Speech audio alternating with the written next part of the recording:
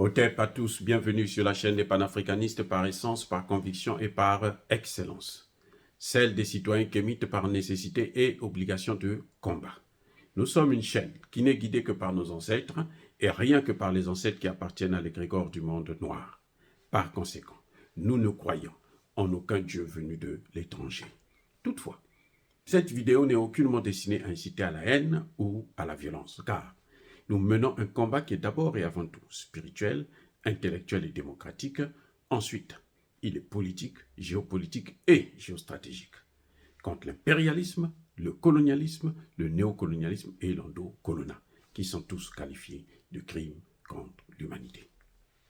Nous menons ce combat sur la base du principe fondamental que nous avons hérité de nos ancêtres kémites, qui est celui de la Mahat, c'est-à-dire solidarité, vérité et justice.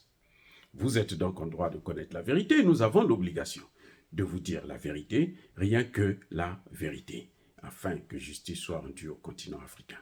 Et ça, c'est notre modeste contribution dans cette noble lutte en faveur de la souveraineté, la dignité, la solidarité et l'unité africaine. C'est exactement ça que nous appelons le panafricanisme. Bien-aimés frères et sœurs, après avoir obtenu un siège, le statut de membre du G20, les Africains continuent à la bataille pour avoir un siège au Conseil de sécurité de l'ONU. Pour eux, la réforme de l'ONU passe par un siège de membre permanent du Conseil de sécurité de l'ONU pour le continent africain. Voilà encore une autre imbécilité de nos leaders. C'est une folie, ça ne nous apportera rien. Bien aimés frères et sœurs, je suis docteur en sciences politiques, je vous dis ce que je pense. Pour moi, c'est une idiotie de la part des dirigeants africains de militer pour obtenir un siège de membre permanent du Conseil de sécurité de l'ONU pour le continent africain. Au Conseil de sécurité de l'ONU, vous avez 5 membres permanents. Il y a les États-Unis, la France, l'Angleterre, la Russie et la Chine. Très bien, c'est 5 pays. L'Afrique, c'est 54 pays. Donc, c'est comme si on disait que c'est le Conseil de sécurité là. Les membres permanents, au lieu de 5, il y aura 54 plus 5, 59. Si mes calculs sont bien, hein, ça fait 59. À moins que vous trouvez que non, c'est moins. Ça ne fait pas 6. Non. Sur les 15, là, ça fera 6 membres permanents. Tu vois? Donc, si on ajoute 1 pour l'Afrique, ça fera 6 membres permanents. Or, ce n'est pas pour un pays, c'est pour l'Afrique. Donc, l'Afrique, au sein de l'Afrique, là, nous avons 54 pays. Donc, nous avons 54 membres permanents du Conseil de sécurité de l'ONU. Eh oui. Vous voyez comment ça se passe? Je ne sais pas si vous comprenez là où je veux en venir. Ce sera ingérable. Vous allez me dire que parmi les 15, les 10 autres membres non permanents, l'Afrique a 3 postes, 3 pays qui sont. Et c'est tournant. Donc, on choisit 3 pays pendant, je pense, 1 an, 2 ans. Et puis après, on choisit encore 3 autres pays africains qui vont siéger au Conseil de sécurité pour faire les 15, ainsi de suite. Vous allez me dire que c'est ça. Ok, très bien. Mais si il faut prendre une décision qui concerne l'Afrique, un pays africain. Si on dit on va aller bombarder la Libye comme ils ont décidé là, quelle sera la position de l'Afrique? C'est un pays africain. Oui. Et vous savez, la force des 5 membres permanents du Conseil de sécurité, leur force, vous savez c'est laquelle? c'est parce qu'ils ont le droit de veto. Et plutôt l'arme atomique. Les 5, là, ils ont l'arme atomique. Un pays, pour être craint, il doit avoir l'arme atomique. Je vous ai dit la dernière fois que la plus grosse erreur de Kadhafi, c'était d'avoir démantelé son arsenal nucléaire avant les bombardements. Les Américains avaient pris soin de l'endormir et puis prendre son arsenal, détruire tout ça. Ils ont amené aux États-Unis et puis bon, voilà. Et après, maintenant, ils se disent, bon, celui-là, on l'a eu, il est maintenant nu, on peut le détruire. Et ils l'ont détruit. Ils ont voulu faire la même chose avec la Russie. C'est la même chose. C'est-à-dire que on dit à Gorbatchev, arrête avec le pacte de Varsovie. Annule tout. Détruis le mur de Berlin. Très bien. Mais nous, on ne va jamais, jamais, jamais élargir l'OTAN dans ces pays, ces ex-pays de l'Est. On ne va jamais le faire. Les Américains ont juré. Vous savez quoi? Le lendemain même, là, quand ces pays-là ont pris leur indépendance, la première des choses que les Américains ont fait, la première des choses qu'ils avaient faites, là, c'était de commencer à élargir vers l'Est. Et puis ils ont avancé, jusqu'à ce qu'ils arrivent en Ukraine. Et là, la Russie se réveille et dit, hé, mais je suis encerclé. S'ils mettent des missiles là, en Ukraine, là, mais en 5 minutes, on peut atteindre Moscou. Et non, on ne peut pas accepter ça. D'où la guerre en Ukraine. Pendant qu'ils sont en train de se battre en Ukraine, les Américains et Anglais négocient avec la Russie sur le dos de Zelensky. Pourquoi? Parce que Zelensky n'a pas l'arme atomique. Si nous voulons compter, si l'Afrique veut compter, si l'Afrique veut être respectée et respectable, elle doit avoir aussi l'arme atomique. C'est pas normal que sur tout un continent, il n'y a pas un seul pays qui a l'arme atomique. Mais comment protéger nos pays? Comment? Comment on peut se protéger? Et le plus grand paradoxe, c'est que c'est nous qui avions le matériel. Nous avons le nucléaire. L'uranium, là. L'arme atomique, c'est avec l'uranium. Nous avons l'uranium. Ce sont les autres qui viennent prendre. Vous savez, les Français, là, en France, là, sur le sol français, il n'y a pas un seul endroit où vous pouvez trouver l'uranium. L'uranium des Français, là, ça venait, pendant près de 60 ans, ça venait d'Afrique. Ça ne fait pas longtemps qu'ils ont commencé à prendre ça dans d'autres pays comme le Kazakhstan et tout, depuis que le Kazakhstan est devenu un État indépendant. Mais quand ça faisait partie de l'ex-URSS, qui pouvait aller là-bas? Voilà ce qui est en train de se passer, les gars. Donc, lorsque Macky Sall, comment on appelle ça, les Bola Tinubu, les Ambalo, les Azali et autres, quand ils vont militer pour, non, siège permanent, ça va changer quoi en Afrique? L'Afrique est en ébullition en ce moment.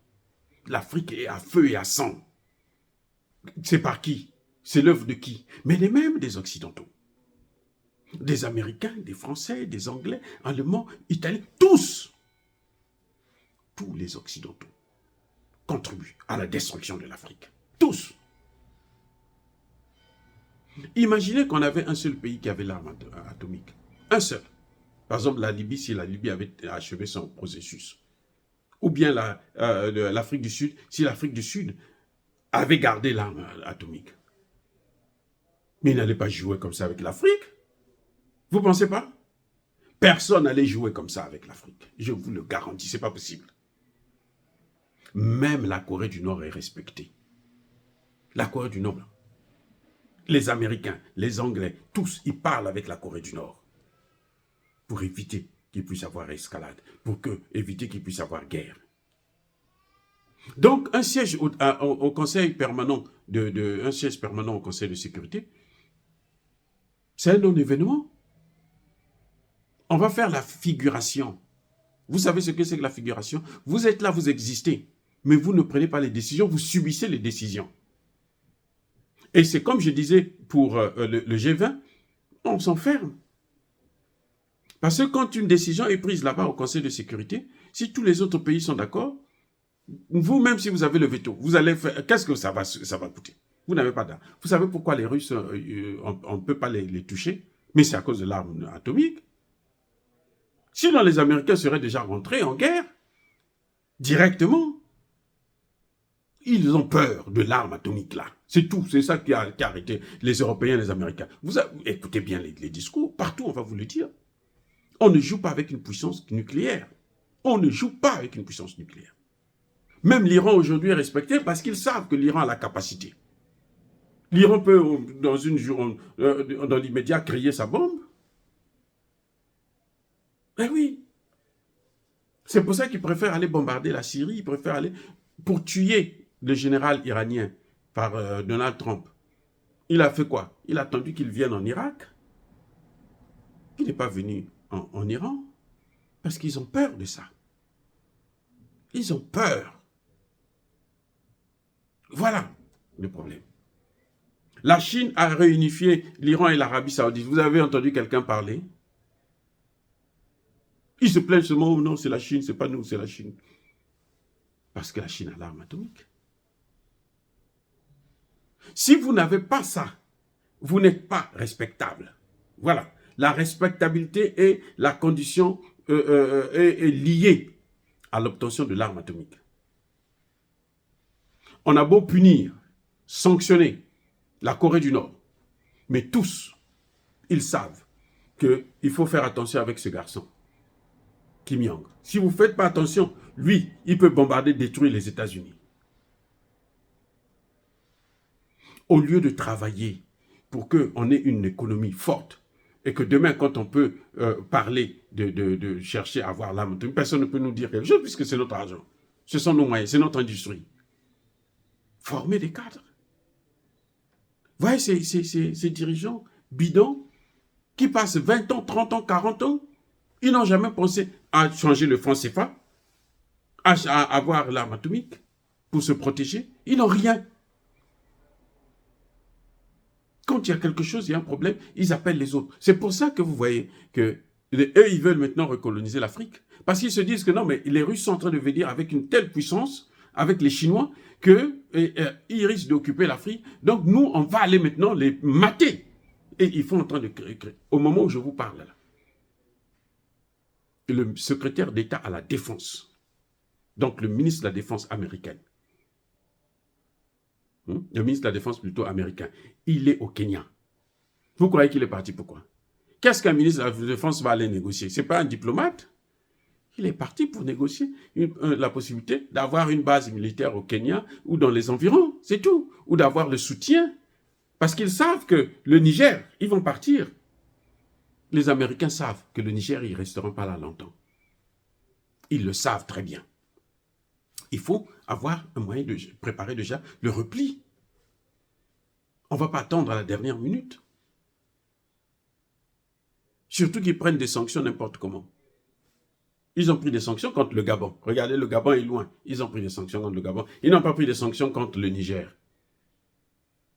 Pourquoi? Parce que c'est leurs intérêts qui comptent. Nos intérêts ne sont pas aux Nations Unies. Parce que les Nations Unies ont échoué. Regardez au Congo-Brazzaville et au Congo-Kinshasa plutôt, j'allais dire. 24 ans. On rentre dans la 25e année là. Les rebelles ne font que prendre de l'ampleur. Le nombre de rebelles ne fait que continuer. De groupes rebelles ne fait que augmenter. Et maintenant, ils prennent carrément le territoire sous les yeux et la barbe des Nations Unies. Et vous avez un président comme Tshisekedi qui continue à danser. C'est maintenant qu'il se réveille et dit « Oh, il faut, les Nations Unies doivent partir. » Il pense que les Nations Unies peuvent partir devant à un discours que vous présentez à l'Assemblée Générale. Ce n'est pas l'Assemblée Générale qui prend des décisions. Toutes les décisions de l'Assemblée Générale de l'ONU ne sont pas contraignantes. Ça n'a aucune valeur. Les décisions, c'est au Conseil de sécurité. Pourquoi Tshisekedi n'a pas décidé lui-même de partir au Conseil de sécurité de l'ONU pour parler avec les membres du Conseil et dire « Moi, je ne veux plus voir cette mission-là. » Pourquoi? Parce que c'est un rigolo.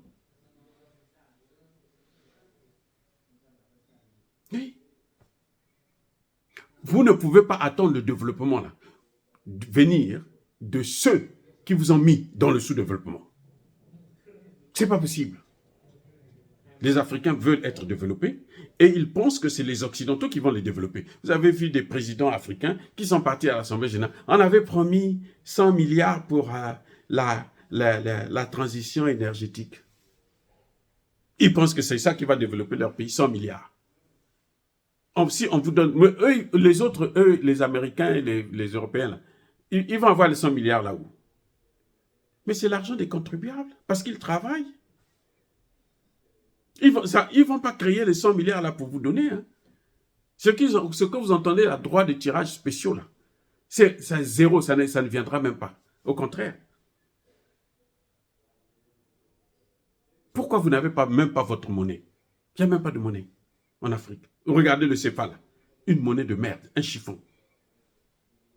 Le brevet. Le ministre vient de le dire, Basolma, il a dit. Le brevet est français. Donc ce n'est pas notre monnaie. Alassane Ouattara était malhonnête de reconnaître, de dire que non, c'est notre monnaie. Donc, on ne peut rien attendre de ces institutions qui ont été surtout créées au moment où nous, on n'existait même pas, comme État. On était des colonies. Donc, ça a été créé là, pour piller encore mieux ces pays, ces colonies. Et vous vous attendez à ce que vous puissiez obtenir quelque chose de ces institutions. Or, regardez comment ils ont détruit la Libye. Regardez comment ils ont fait, ce qu'ils ont fait de la Côte d'Ivoire. Parce que Laurent Gbagbo voulait affirmer la souveraineté de son pays. On l'a détruit. Il est même chanceux, Gbagbo. Il est très chanceux d'être en vie encore. Il allait tuer. Ils allaient le tuer. Donc, je crois que les Africains doivent réfléchir. Ce n'est pas un poste au Conseil de sécurité de l'ONU qui va nous développer. Non. Nous devons nous mettre au travail. Ce n'est pas un poste au Conseil de sécurité qui va nous protéger. Qui va protéger 54 États. Non, ce n'est pas vrai. Les Africains doivent avoir des pays qui ont l'arme atomique pour protéger les autres pays. Si on a en Afrique du Nord, il devrait en avoir aussi en Afrique noire. L'Afrique subsaharienne, il faut qu'il y ait au moins 1 ou 2 pays qui ont l'arme atomique. Mais des gens sérieux, pour protéger le continent. Pas le Nigeria qui a montré là, avec le Niger. Le Niger a voulu faire la guerre. Parce qu'Emmanuel Macron a parlé. Pas des pays comme ça là. Ils ne valent rien, c'est zéro. Ils sont pas dignes pour représenter le continent africain. Parce qu'ils n'ont pas la force, les couilles solides. Regardez, ils n'arrivent même pas à lutter contre le terrorisme. Voilà ce qui est en train de se passer. Voilà ce qu'il y a comme problème. Et ça, ce sont les vrais problèmes à régler. Nous devrons avoir notre propre économie, notre propre monnaie, notre propre sécurité à notre propre armée, avoir des moyens pour assurer notre sécurité nous-mêmes, pas par les autres. Ceux qui viennent pour piller nos matières premières, c'est à ceux-là que vous demandez, venez nous protéger nos matières premières. Ou bien venez nous développer, alors qu'ils ont besoin de ces matières premières pour se développer. Vous ne pensez pas que c'est ridicule, c'est tellement idiot. C'est tellement idiot de voir des chefs d'État qui viennent à la tribune des Nations Unies pour demander à ce qu'on puisse les aider à se développer. Mais que les autres, ils travaillent pour se développer. La Chine était au même niveau que le continent africain il y a 40 ans, 50 ans. Voilà.